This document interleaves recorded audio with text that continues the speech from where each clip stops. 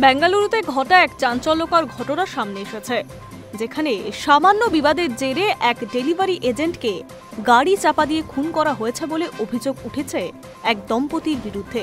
Police জানিয়েছে, অভিযুক্তরা এটিকে একটি সাধারণ পথ দুর্ঘটনা বলে সাজানোর চেষ্টা করেছিলেন। ঘটনাটি গত 25শে অক্টোবর রাতে বেঙ্গালুরু দক্ষিণে শ্রীরাম মন্দিরে এলাকায় ঘটে। পুলিশ সূত্রে খবর, মৃত যুবকের স্কুটির সঙ্গে অভিযুক্তর গাড়ির সামান্য ঘষা লাগে।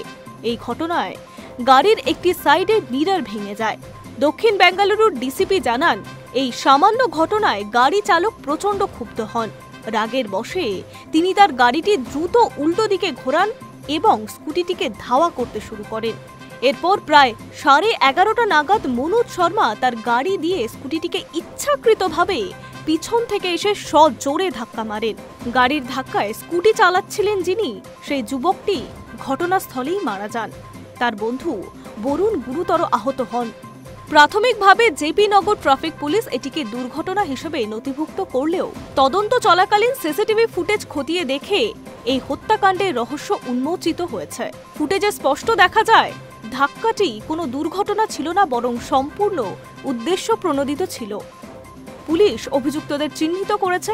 অভিযোগ, ঘটনার পর ওই দম্পতি মাস্ক পরে ঘটনাস্থলে ফিরে এসেছিলেন এবং গাড়ির ভেঙে যাওয়া অংশগুলি কুড়িয়ে নিয়ে প্রমাণ লোপাটেরও চেষ্টা করেছিলেন। রহস্য উদ্ঘাটিত হওয়ার পর ট্রাফিক পুলিশ মামলাটি ভারতীয় দণ্ডবিধির 302 ধারা এবং প্রমাণ লোপাট করার ধারায় পরিবর্তন করে। অভিযুক্ত মনোজ শর্মা এবং আরতিকে গ্রেফতার করে আদালতে পেশ করা হয়েছে। পুলিশ এই ঘটনায় আরও বিস্তারিত তদন্ত করছে। High news network.